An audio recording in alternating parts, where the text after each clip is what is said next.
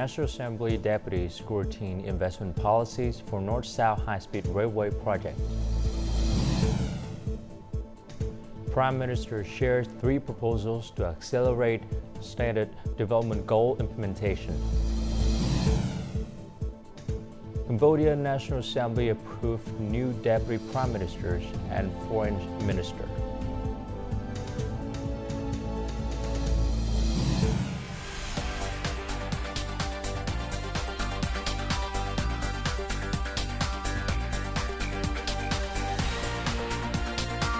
Broadcasting from Hanoi, the capital of Vietnam. VTV News starts right now. Hello, it's 8 a.m. local time in Hanoi, and you're watching VTV News. On the afternoon of November 20th, legislators examined the investment policy for the North-South High-Speed Railway project as part of the ongoing second phase of the 15th National Assembly's 8th session. More on the following story. According to the government's proposal, the high-speed railway is set to meet transportation demands and contribute to sustainably restructuring the transportation market share along the north-south corridor. When the high-speed railway becomes operational, it will facilitate travel, attract domestic and international tourists and investors, and unlock the potential of the provinces along the railway. Developing the North-South High-Speed Railway and integrating it with regional rail networks will alleviate logistics bottlenecks and improve international connectivity. Deputies also recommended that the government conduct a detailed assessment of the project's impact on the state budget deficit, public debt, and the medium and long-term debt repayment capacity of the state budget. They also emphasized strict adherence to public debt safety thresholds to ensure national financial security and avoid placing repayment pressures on future periods. We should prioritize the private sector among the 3 economic components. I can affirm that doing that could reduce costs by up to 30% compared to state and foreign investment components, given the improved capabilities of Vietnamese enterprises. Deputies also stressed the importance of ensuring fair compensation and proper resettlement for residents affected by the project. Deputies proposed completion by 2030 to mark the party's 100th anniversary. This would not only save tens of billions of USD, but also avoid cost overruns and resource wastage. State President Lương Cường hosted a reception for President of the National Assembly of Armenia, Alain Simonian, on Wednesday. The state president expressed his hope that the 2 legislative bodies will continue working together to create a legal framework that facilitates efforts to promote bilateral cooperation. He urged the 2 sides to boost economic trade and investment cooperation, enhance ties between their localities, and coordinate and support each other in international organizations and multilateral forums. The Armenian National Assembly president conveying the hope that the 2 countries would establish new cooperation mechanisms, particularly in trade and investment, as both nations are members of international trade organizations. The Vietnamese state leaders extended an invitation to Armenian President Vacarachuan to visit Vietnam at a suitable time. Vietnamese Prime Minister Phạm Minh Chính made 3 proposals to help get the process of achieving the Sustainable Development Goals back on track and ensure timely completions while addressing a discussion sessions on sustainable development and energy transitions as part of the G20 Summit in the Brazilian city Rio de Janeiro on Tuesday, local time. In his speech, the Vietnamese Prime Minister reaffirmed Vietnam's consistent policy on sustainable development and the country's commitment to never sacrifice social welfare, progress, social equality, or the environment for pure economic growth. Emphasizing that every action taken today will determine the future of generations to come, he affirmed that Vietnam is committed to making every effort, alongside other countries, its partners, and the international community, to achieve the goal of net zero emissions by 2050, thus contributing to the development of a green, clean, beautiful, and sustainable world for the future of the next generations. Regarding the 3 proposals, the Vietnamese government leader stressed that the first important action that needs to be done is to promote 3 key transformations: digital transformation, green transformation, and energy transformation, with digital transformation being an objective requirement and a foundation, green transformation being a core and guiding direction, and energy transformation being a driving force for sustainable development and carbon emission reduction. With the desire to join hands in promoting and achieving sustainable development goals and energy transition, Vietnam will host the summit of P4G, partnering for green growth and global goals in April 2025. Our consistent policy on sustainable development is to not sacrifice welfare, progress, social equity, and environmental protection in pursuit of mere economic growth. Vietnam is committed to achieving the Net Zero 2050 target. Vietnam will do its utmost to develop a green, clean, beautiful, and sustainable world for future generations and protect our planet. The G20 Summit successfully adopted a joint declaration underscoring international solidarity, multilateralism, and a shared commitment to combating poverty and promoting sustainable development. At the closing ceremony, the ceremonial gavel was passed to officially transfer the G20 presidency to South Africa, with the 2025 summit's theme expected to center on solidarity, equality, and sustainable development. Prime Minister Phạm Minh Chính held separate meetings with leaders of numerous countries and partners on the sidelines of the G20 Summit in Brazil on Tuesday local time. During these discussions, the leaders emphasized Vietnam's significant role and positions on the international stage.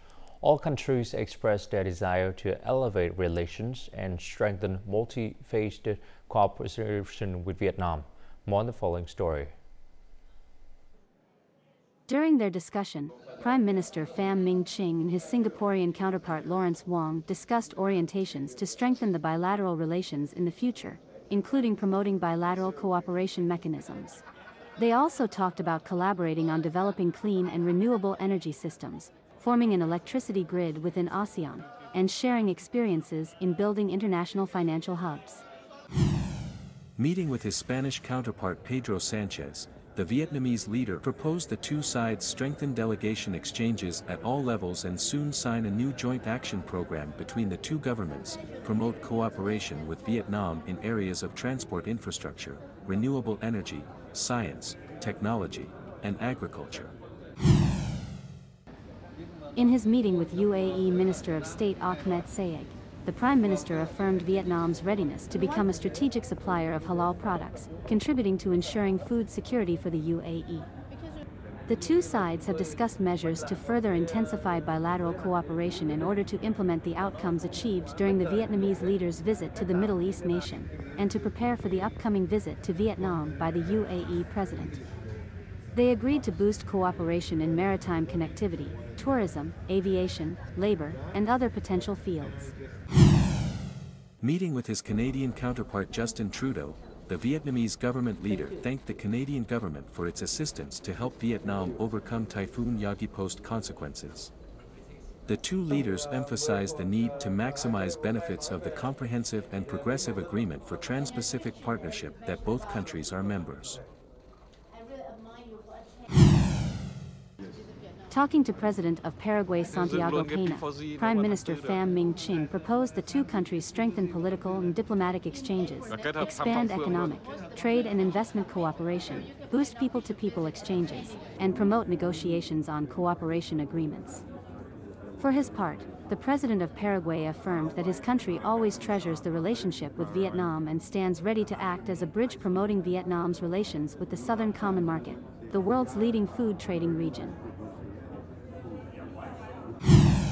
During a meeting between the Vietnamese Prime Minister and Vatican Secretary of State Cardinal Pietro Parolin, the two sides expressed their pleasure at the positive developments in the Vietnam-Holy See relationship in recent times, as evidenced by high-level visits and exchanges between the two sides' leaders. In a meeting with the Prime Minister of Malaysia, the two leaders discussed numerous measures to expand cooperation in the energy sector. During the meeting with the Prime Minister of the United Kingdom, both parties focused on enhancing the Vietnam-UK strategic partnership. The Prime Minister also held separate meetings with the leaders of Italy, Portugal, Turkey, Qatar, Mexico, South Africa, Nigeria, Angola, Tanzania, and Saudi Arabia. These meetings focused on upgrading relations and expanding cooperation in many areas. Prime Minister Phie held meetings with leaders of several international organizations on the sidelines of the G20 Summit. The leaders praised Vietnam's socio-economic development achievements and recognized the country as a model of peace and sustainable development. Meeting with the World Bank President, Prime Minister Pham Minh Chinh proposed that the World Bank increase its funding for Vietnam, with a focus on large-scale, high-impact infrastructure projects.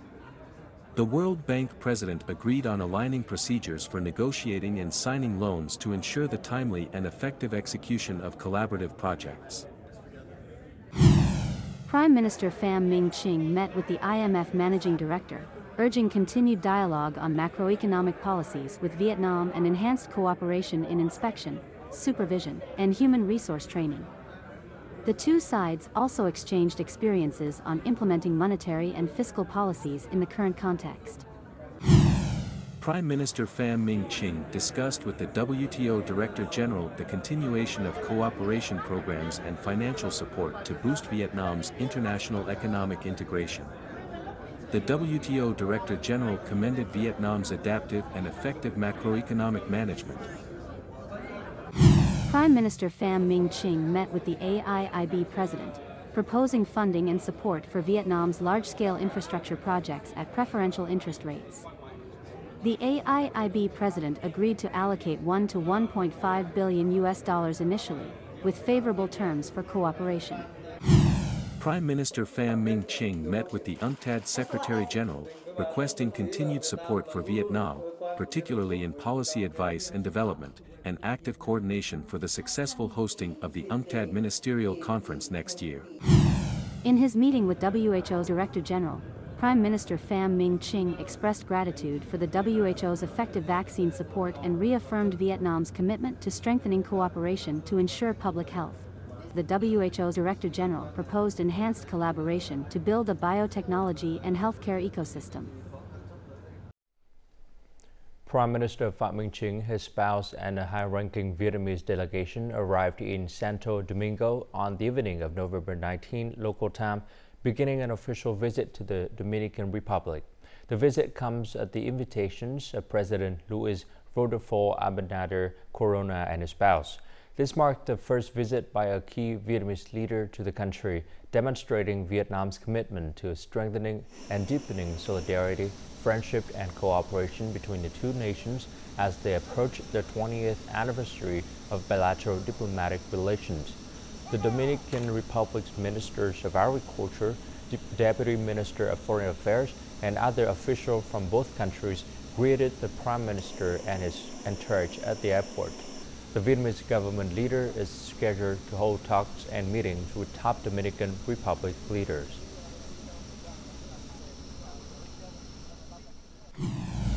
Coming up next on VTV News, overcoming challenges for LNG power electricity generation. And Vietnam's brand value jumps one place.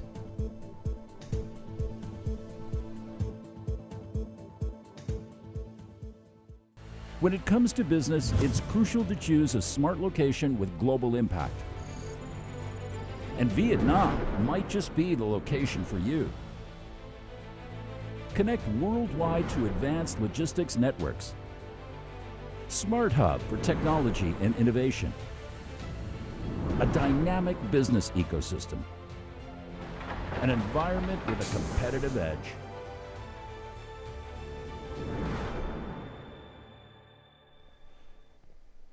The processing and manufacturing industries have consistently accounted for a high share of foreign direct investment (FDI), with capital disbursement in this sector showing promising growth. This trend underscores the resilience and attractiveness of Vietnam's economy to foreign investors. After launching 3 production facilities, this printing machinery factory has seen annual revenue growth of 130% to 150%. The higher investment returns in Vietnam, are key reasons why this Japanese investor has decided to increase capital and expand its investment. We plan to develop a new production line in Vietnam for electric machinery tools. We are scheduled to build additional facilities next year, which will raise our investment scale. The concentration of FDI into the processing and manufacturing industries is drawing top high-tech industrial partners to Vietnam, with over 50 semiconductor companies now operating in the country, including global leaders such as Intel, Amkor, and Hana Ampere. Some companies have already invested in small chip and semiconductor production in Haiphong. Large companies are interested in setting up factories for more critical stages in semiconductor packaging and production. The international organization to foster public-private cooperation, which means cooperation between business, governments, and civil society. Vietnam's low labor costs remain a key factor in attracting foreign investors. The government's active implementation of a plan to train 50,000 workers for the semiconductor industry by 2030 is a crucial step towards integrating Vietnam into the global technology value chain. The Nhân Trạch 3 and 4 power plants in Dong Nai are the first liquefied natural gas LNG power project in Vietnam under Power Plant 8. With a combined capacity of over 1,600 megawatt, they will supply the national grid with 9 billion kilowatt-hour of commercial electricity annually once operational. However, several issues are delaying the project. To support the Nhân Trạch 3 and 4 power plant projects in Dong Nai, the 500 kilovolt Phú Mỹ Nhà Bè transmission line is being urgently deployed. However, delays in issuing the land use plan have impacted the project's progress. In August 2024, the Prime Minister approved adjustments to Nhân Trạch District Urban Planning. The Southern Power Project Management Board had asked the Dong Nai Provincial People's Committee to approve and update the district land use plan to allow for compensation and site clearance to proceed. The Nhân Trạch 3 and 4 power plants are in the final stages of completion. However, according to the investor's representative, the projects will only be effective once a long-term resource mobilization mechanism is in place. We aim to deliver the first electricity to the national grid this December. However, we anticipate challenges during the operational phase. Without a long-term commitment for our output, we're unable to place a long-term gas order for the project. The project currently faces three bottlenecks: the lack of a mechanism to consume liquefied natural gas, the absence of a system to transfer LNG prices into electricity costs, and limited factory capacity. Power Plant 8 aims to have 23 gas-based electricity projects with a total capacity of 37,000 megawatts operational by 2030. However, gas-based electricity can only attract investment and contribute to the energy transition once existing obstacles are addressed. In 2024, Vietnam's brand value ranked 32nd out of 193 countries, reaching $507 billion, a 2% increase and an improvement of one position from the previous year, according to Brand Finance. Between 2019 and 2023, Vietnam's national brand grew the fastest globally, with a 102% increase. While the growth rate has slowed in the past 2 years, it continues to drive sustainable foreign direct investment.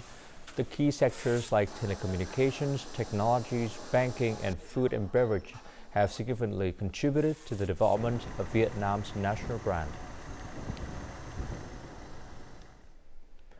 Quảng Bình is home to over 400 caved and 116 kilometers coastline, offering a major advantage for tourism, which the province has identified as a key economic sector. However, due to its location, air travel is the most convenient option to reach the area. Therefore, expanding and building a new passengers terminal at Đồng Hới Airport is crucial for tourism's development. This company specializes in cave and adventure tourism in Quảng Bình, with foreign visitors making up 3/4 of the total. Most believe flying is the most convenient way to get here, as other options are much slower. Currently, Đồng Hới Airport is small, with only 2 round-trip flights to Hanoi and Ho Chi Minh City. This makes it challenging for travel companies to develop tours and services. If more flights are added, both domestically and internationally, local tourism could, in my opinion, see an increase in visitors of 130% to 150%. Airports Corporation of Vietnam ACV has proposed starting the Đồng Hới T2 passenger terminal project in the 3rd quarter of this year, aiming for completion by the 1st quarter of 2026. The project has a total investment of more than $73 million. Once the project is completed, the port will accommodate both domestic and international flights and raise its service capacity. After the airport is expanded, airlines will be encouraged to launch more routes. However, to implement the Đồng Hới Airport expansion project, more land still needs to be acquired. Meanwhile, local authorities and the investor are prepared, aiming to attract both domestic and foreign investors and tourists, while also meeting the growing passenger demand. Coming up next in our world news, Cambodia National Assembly approved new deputy prime ministers and foreign minister. And opened sabotage investigations into severed Baltic Sea fiber optic cables. On Wednesday, the Cambodian National Assembly voted to appoint Prak Sokhonn as Deputy Prime Minister and Foreign Minister. This marks the 2nd time Cambodia has made adjustment to the cabinet of the 7th government, led by Prime Minister Hun Manet. With all 112 lawmakers present in agreement, Mr. Prak Sokhonn was elected to replace Mr. Sokchanja Sophia, who had held the position for only 14 months. Prak Sokhonn, 70, is currently the first vice president of the Cambodian Senate and head of the Foreign Affairs Committee of the Cambodian People's Party. He previously served as Cambodia Foreign Minister from 2016 to 2023.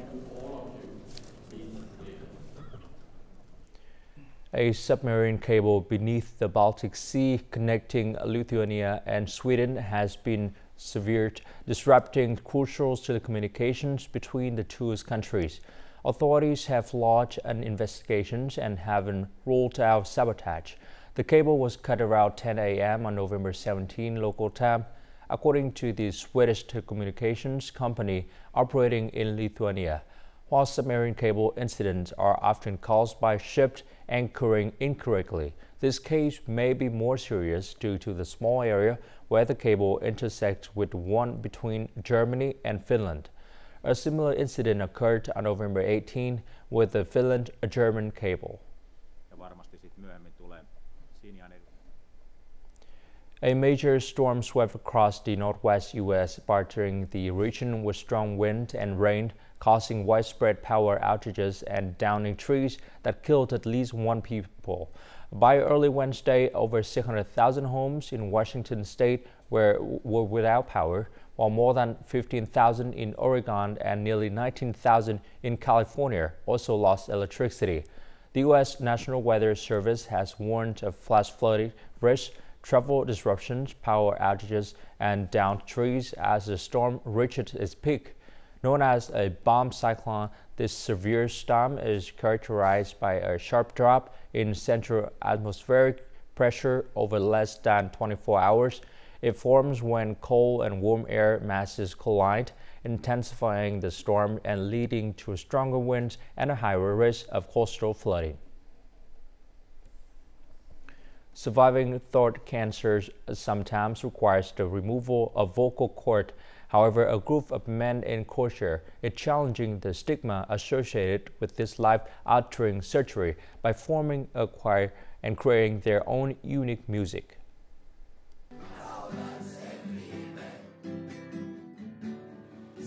In a room at Zagreb's tumor clinic, the melody of a guitar blends with the harmonious voices of a dozen throat cancer survivors as they sing their rendition of the Croatian pop song, I'll Survive Anything. The choir, named The Optimists, was founded in 2007 and is the world's first choir composed entirely of patients who have undergone laryngectomy. Its members, mostly men in their 50s and 60s, meet weekly to practice and share their joys and sorrows. When something like this happens to a person, they are shocked and also depressed. It takes a bit of mental fortitude to go through all this, and it turns out that really the best therapy is to hang out with others with the same problem. And singing is an amazing therapy for the lungs because we need to exercise our lungs and keep them active. Dr. Tamara Zivkovic-Ivanovich, a speech therapist, leads the choir, The Optimists. She believes that if people can speak without a larynx, they can also sing.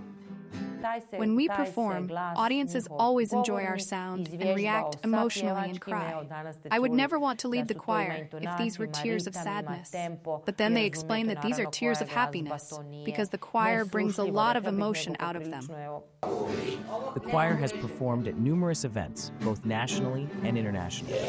These performances not only bring joy to the members, but also spread the message of optimism, resilience, and determination in overcoming illness. And now, as usual, let's continue with the weather forecast.